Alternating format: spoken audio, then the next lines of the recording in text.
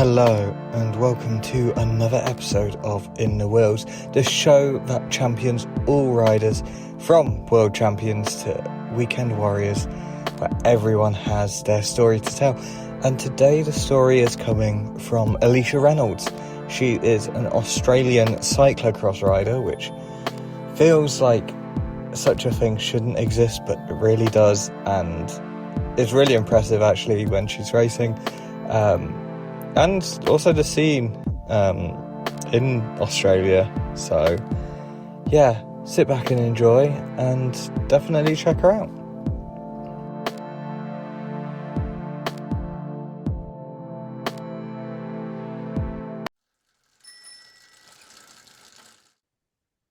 Hello. Hello. How's it going? I mean, we're already recording where I'm just gonna crack straight on. How are you doing?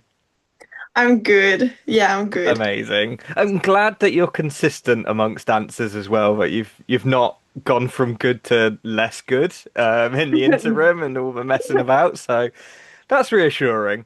Um, yeah, like there's so many things I want to talk about and touch on, but I guess let's start at the beginning. How did you get into cycling? What's your cycling journey been like? Wow. So my cycling journey started probably 3 years ago, 4 years ago. Okay. So I would say I haven't always been riding my bike as a little kid. Um, but I started through, it was actually through school. I got picked up through school. They were like, we want to test everyone to get more people into sport and to get more people into these certain sports because Brisbane's hosting the Olympics in 2030. So they wanted junior athletes to pick up, and they said the numbers that they tested, kayaking, rowing, and track cycling had the least amount of numbers in the sport, and they needed more people in it. And so the school signed everyone up, and I was in year 9, and they were like, you're going to get tested on endurance, speed, like vertical jump, but it's going to be your genetic ability. So to see if you've got genetic Olympic potential. So they're going to see your background, they're going to see like where your parents were from, what your arms like arm width and leg span, and like how tall you are and how far you can jump, and see if you can match up to Olympians who have raced in that sport and what build has been suited for that sport. And it was run through WACE, which was WA's Institute of Sport, and they came to every school to do this because they wanted more kids in, and they also recommend what other sports you would be good at. And I did this, and previously, before going into cycling, I was a cross country runner, and I had done rowing through school, and I had done so many different sports. I was one of those kids that picked everything. I would everything practical. I was in. I would jump straight into it. And so then they sent me an email and they said, you picked up for track cycling. And I was like, great, but I don't know how to ride a bike. So I was like, how is this going to work? And track is obviously a whole different ball game. No brakes, fixed wheel, in a steep banked velodrome. And so they gave us a week of intro, and then they gave us 5 weeks, 6 weeks. They said, we're going to train you up for the state championships. If you Wow. perform well at the state championships, you will have an opportunity to race at nationals. And unfortunately, this is when COVID hit as well. Ah. So forward on, not many people got to go to nationals, and they apologized, and that was okay. But you could drop out throughout the season, but you've got to commit for the first couple of sessions. You've got to give it a go. And they kind of said, well, if here's an out, and if you don't want it, like you can leave now. And so everyone kind of put up their hand, and you're gonna laugh. There was 3 girls and 20 boys. Wow. So, yeah, that was the numbers. And unfortunately, I was the only girl still cycling today from that Wow. group, and I think there was two boys that stayed in it um, throughout that whole time. And look, they separated us into two clubs. You could either be part of Midland Cycling Club or X Speed Cycling Club. You didn't really have a choice. It was just what days you were available. And then they started the training, and I got put on a bike that kind of fit me, and they did it. And I was the wobbles. So I was Oh. probably the weakest out of all the people. I was terrified, but I practiced on my road bike each day to get used to the track, and I managed to then in the 6 weeks managed to get gold at the state championships for the sprint. It was the scratch race. So Mm. 20 lap scratch race. So yeah, I really fell in love with it afterwards and enjoyed it. So yeah. That's crazy as well to be like, I don't even know how to ride a bike to winning the scratch race is like that's just an incredible turnaround in such a short space of time. Like, do you still remember that race? Like, do you know how you won? Was it like, did you Yeah, leave it to I the bunch kick or did you like try and get away no and s- yeah, so no, I this guy basically like paced us the first 10, 15 laps. So I was sitting in second place behind this guy. And then obviously the last two laps, the because we were put the boys because there weren't enough Mm, girls. So under 17s were put together. Obviously, with Australia, that's how they did it before. It was more about girls should be racing individually. hmm. Um, but yeah, we were always put with the boys, and so they did their sprint and went, and it was kind of whatever wheel kind of took you went well. So I Hmm. jumped on another guy's wheel, and um, the other rider, Jazz, she was my strongest competitor. She was an amazing track rider, and then I just ended up having a good kick in the last lap, and I kicked early, and then I was managed to hold them off. So I kind of did like an endurance sprint against them. So yeah, it worked out well. That's amazing because like you did that, but then I saw because I'll be honest, like I did a bit of research and looked at your Instagram and things like that, and Yeah, what I had in my mind as your route isn't what you've just described. To me, I was like, yeah, well, she did triathlon, so I feel like she started there and went, oh, I'm good at the bike. I might just do bike. yeah, And because that's normally quite a strong pipeline, so it's incredible to yeah, hear that you went from what's a bike basically to racing straight on track, and then you've gone to triathlon and done all this other stuff like, yeah, yeah. I mean, once I did track, I was like, I just kind of wanted to try all the other different disciplines, really. And before, obviously, I said I was a cross country runner beforehand.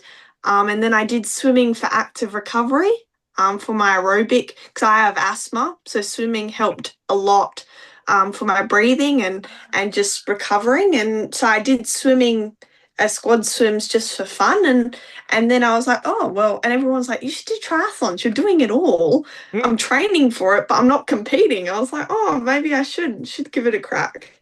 yeah. Um, See, that's wild as well. Like, I've got asthma too, and I used to swim, and I, I I struggled because like bilateral breathing was even to breathe every 3 strokes was quite a stretch for me.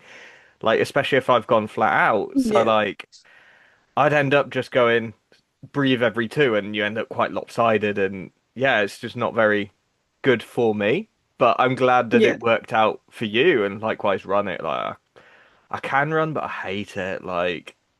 Because again, like if I get out of breath, I can't. There's no recovery. Whereas cycling, like you can just stop pedaling and you'll still go a little bit. Like you could yeah, just yeah. coast and roll and you'll still be all right and just catch your breath a little. Like for me, there's Yeah, no I think easy with mode swimming or easy mode running, but there is cycling. yeah, I think you love running or you hate it. I think it's either one or the other, Mm, really. And it's such a hard sport because if you miss a couple of days of running training, you feel like you're back to zero. Hmm. Yeah. So, yeah. So, what is your current favorite discipline of cycling or involving two wheels to allow triathlon in as well? Probably cyclocross. Yeah, Yeah. Cyclocross, I fantastic. would say. Yes. Good, because that's what I've got a lot of questions on. So, like, Yeah. just how do you? I know you said that you had this love of cross country. Like, how do you even find cyclocross? Because like, its heart is in the Low Countries in Belgium and Netherlands, and it's wet and miserable and snow and cold. And Australia's none of those things. Like, Yeah. especially like Perth and Western Australia and that part of it. Like, it is not. It doesn't strike me as a cold place or somewhere where it Yeah. rains often, and it's not a winter sport destination. Like, Yeah. so how do you get into cyclocross? Yeah, I mean, you're absolutely right. It's not a thing where it's like wake up one morning, I'm going to try a cyclocross race. Mm. It was through obviously doing track. I met a couple of the girls and I think I got taken out to this like abandoned this my friend was like, "Oh, you should come try." You like, do you know what cyclocross is? I had no idea. I was like, "Okay, great. I'm starting another whole new journey." Um and I got taken out literally to an abandoned field and they had a couple of posts and some tape around and people were just laughing and having so much fun riding around this grass field on a bike. And there were little hurdles set up, and it was bone dry, and it was literally like a grass crit. And it was held in an abandoned horse race field, those big Wow. ovals. Yeah, yeah. And and so they were like, and I just came to watch because she was like, "Oh, I'm racing this weekend. Do you want to come out and watch? Because I'm also doing the road race and blah blah blah." And I was like, "Yeah, sure, I'll come out and watch." And my friend Chloe, she was like, "Well, you should definitely give it a crack sometime." And I was like, "Yeah, you know what? It looks really fun because everyone they were all kind of older people. They weren't juniors except for Chloe, but they were juniors. They were more elites and masters, and it was kind of like people just trying to stay fit on the Hmm. bike. That was the kind of crowd that was there, and my brain thought, well, this could be some good podium spots. This could be like I could get some good golds for results here. And that's straight away my junior brain was like, yes, I want to try, I want to try. And I was, and I had no idea what I was getting into. And Chloe, the girl who I was friends with, she was like, you should give it a go. So they gave me their secondhand bike, and I swear this bike was about 30 kilos. It was an old full steel bike. It was rusty. It was had like almost fixed gears, but I gave it a crack and I remember on the start line of the race they were teaching me how to get off, how to dismount. Yeah. And I was like, how do I dismount? Because usually you just brake, you unclip, then flick your leg over and then pick it up and walk a bit and then put it down and try and get on gracefully. And and yeah, so they were teaching me and then from that race, the WA cyclocross community, it was smaller then. Hmm. And Tanya and Mark who run it, they were very welcoming and the whole community was like, we just need more girls, we just need more juniors. So straight away as a young face coming in and I was so excited and eager to do it, they were like, yeah, yeah, you should try. And then I watched one of the elite men's do it, and he would fly around this course, around through sand, through grass, and he went to Europe actually, And I was just like crazy, like how fast you can go on these courses. Like it looks really fun. And people are like pushing each other around the corners and then straight away my coach was like, you should do it. It would be great skills for you for the road. And I was like, yeah, okay, let's do it. And then that was 2 years ago, Wow. 2.5 years ago. So that's where my cyclocross journey began, and it was just a whirlwind experience. And then straight away, I'd only done 3 races, and I went to go race the road championships, national championships. I Hmm. got selected for Team WA, and straight after COVID had finished, so they were trying to take as many people as possible, and so I put my hand up for that.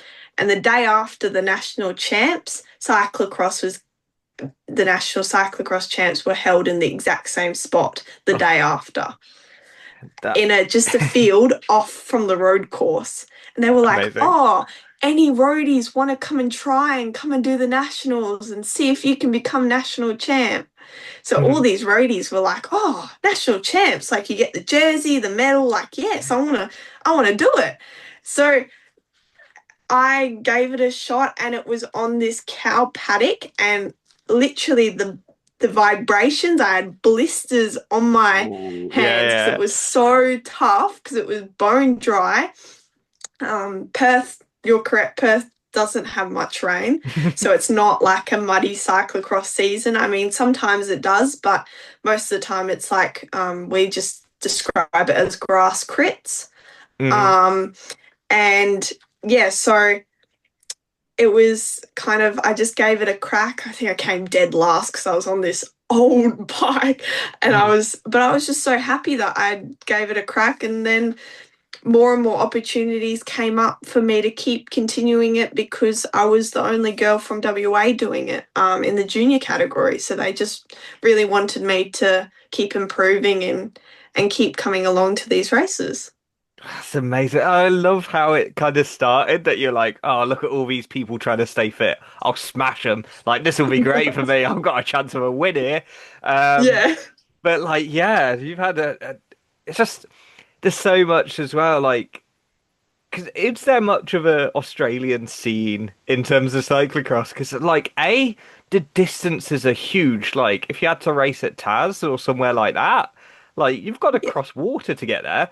But like, in the similar way to America, where like, yeah, if you're in the Midwest or whatever, and then have to race on the East Coast, like that's a serious commitment. It's not like for me, Yeah. like I go to one cross race a year to watch, and that's an hour down the road for me. That's so easy.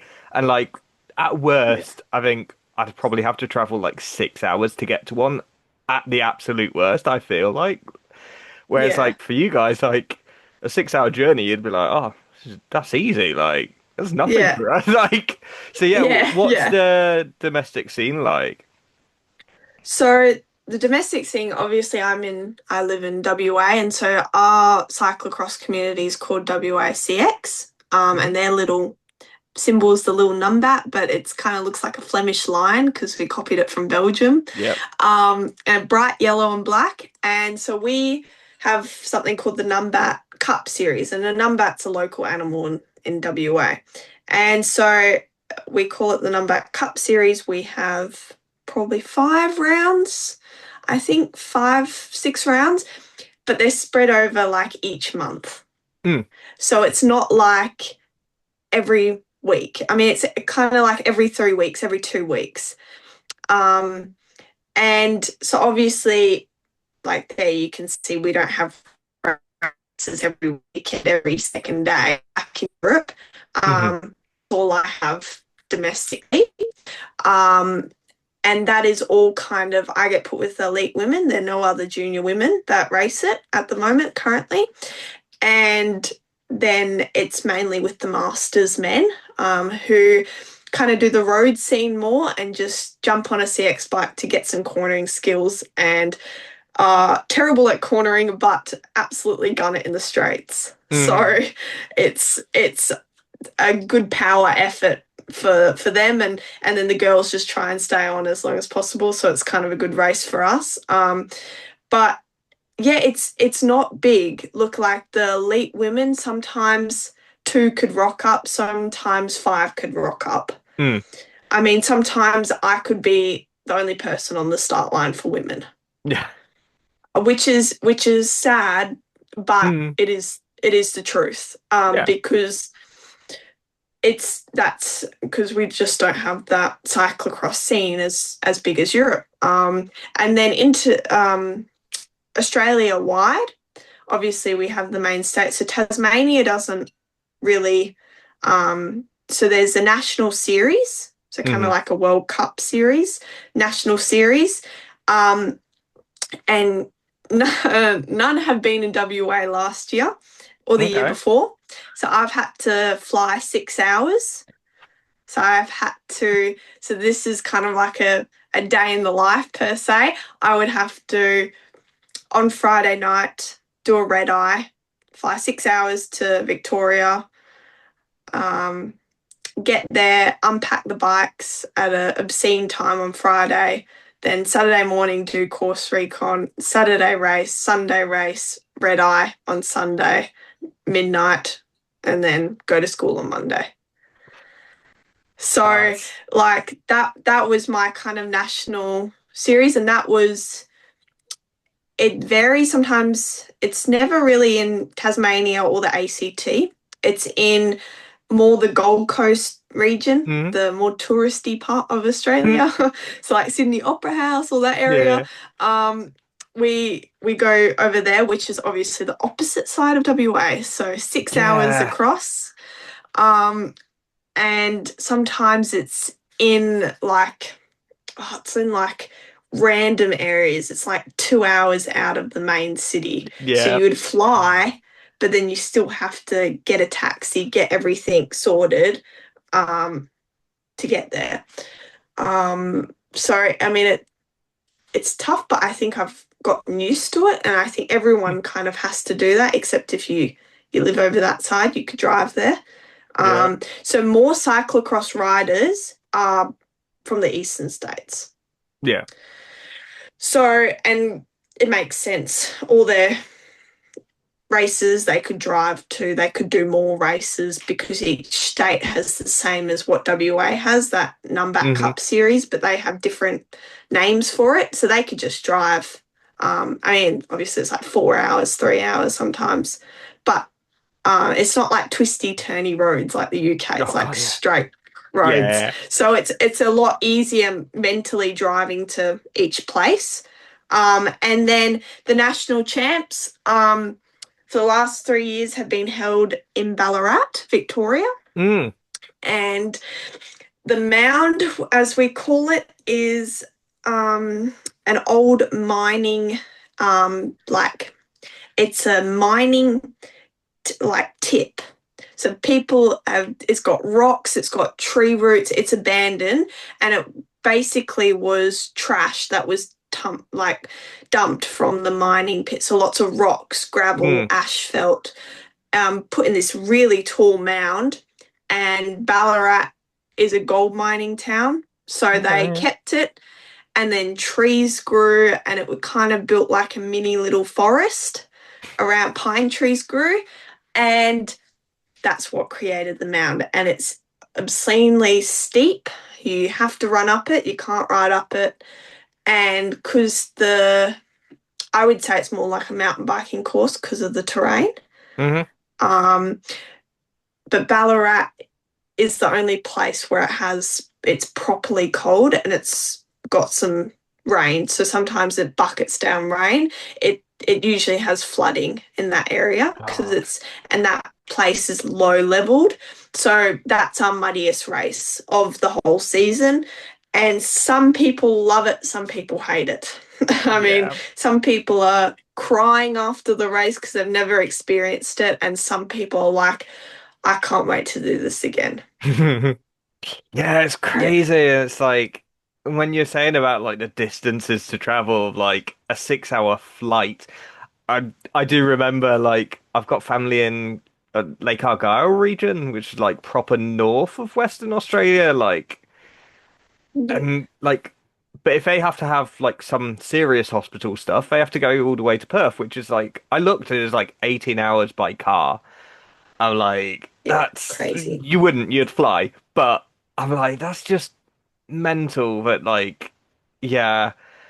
I just couldn't. I don't know how you manage, like even just getting a bike, like a cyclocross bike in Australia, I can't imagine there's like huge demand.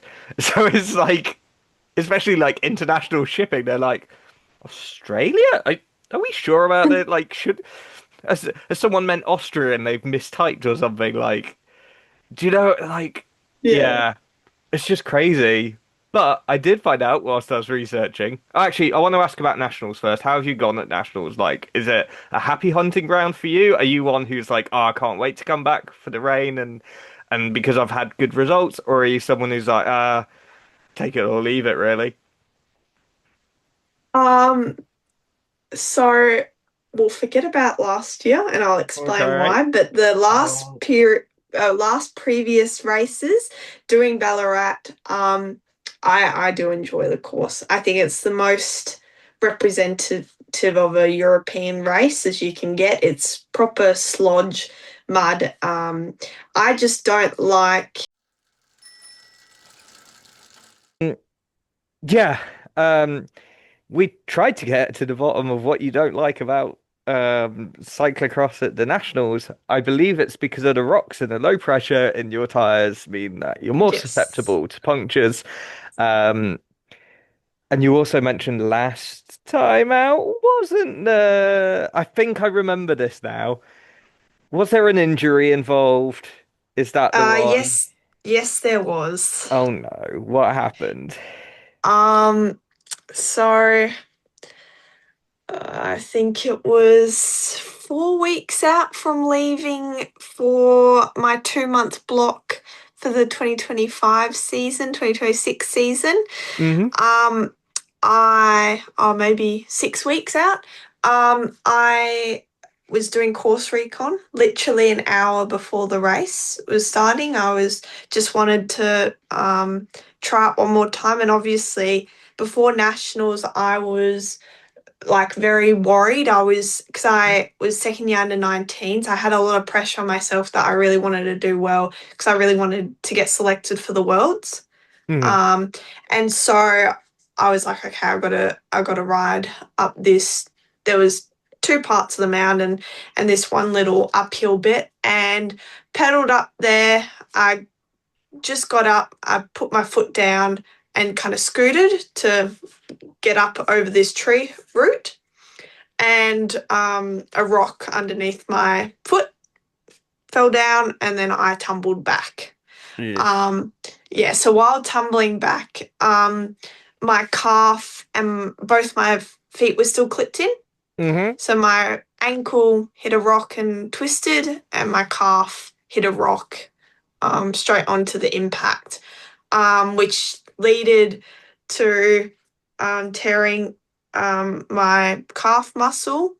It wasn't a big tear, it was a little tear in my calf muscle and damaging some of the ligaments in my ankle because of that twist. It's kind of like getting like a corky, so like someone dead legging you in the back Mm. of the calf because that impact was so sharp by this rock. Basically just meant I couldn't walk. Oh. I had to use crutches for the next Mm. week and a bit to get the blood flow back going in. Um, and then you're going to laugh, but then a week and a half later, I went to the UK and raced cyclocross. Congrats. Well done. Good So, choice. wasn't my smartest decision, but the flights were already booked and we couldn't cancel it. So, basically, just took a lot of painkillers and did the Hope series, all Mm. four Hope series, and I I came at the back for all of them. I got close for the first two laps, getting up to third place. But then I faded because I didn't have that fitness because I had Of taken course, yeah. quite a bit off, and then traveling my ankle. in the altitude in the plane, just Hmm. my foot was like a balloon. Um, so yeah, that was the experience. Gosh. Yeah, I don't want to repeat that. And there's so No. much I want to talk about. We might have to do a second interview at some point in the future. But one thing I definitely want to talk about is actually we've been at the same venue at the same time, like because you raced Really? Derby in 2024, and Yeah. that's the one cyclocross race I go to per year is Derby Oh because yeah. it's local to me. Um, yeah, and it was weird finding that out because I was like. You're also like probably the second or third, yeah, third cyclocross person I've chatted to in a row who raced at Derby that year. Yeah. Um, so yeah, that's kind of crazy that like I didn't even know as well. Like, and then Yeah. seeing the pictures, like that is Derby. I know that's Derby. Like, I recognize it. I'd recognize it anywhere. Yeah.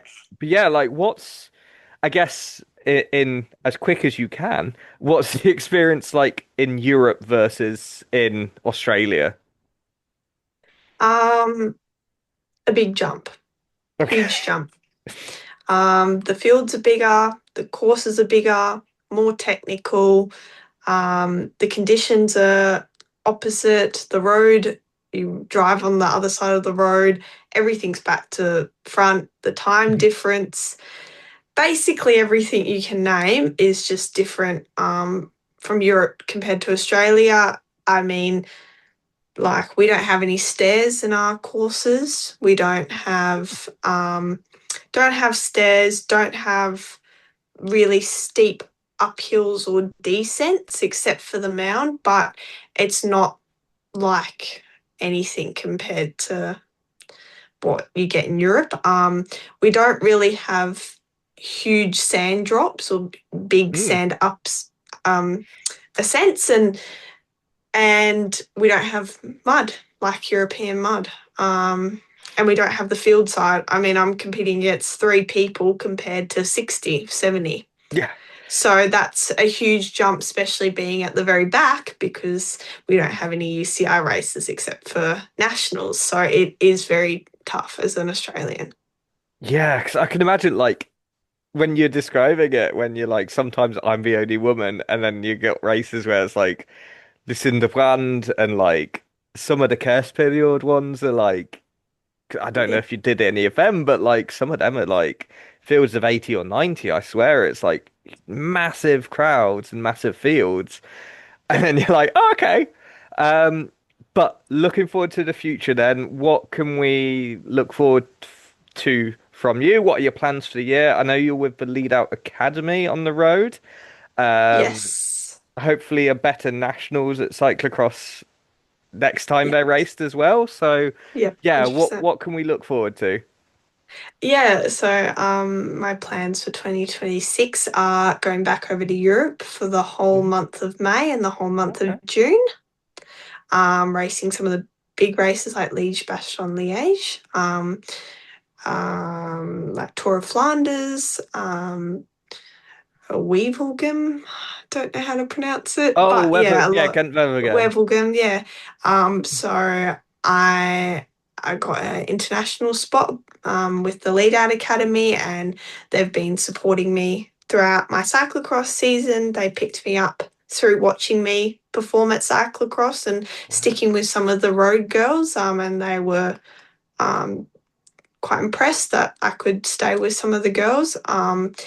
And basically, I put my interest forward, and they said, like, whenever you can come, we'll support you. So I'm coming for May and June, and then I will hopefully go back to Europe for cyclocross again. And I'm going to try and do as many World Cups as possible, just get my name out there, Mm, just getting as many race experience as I can.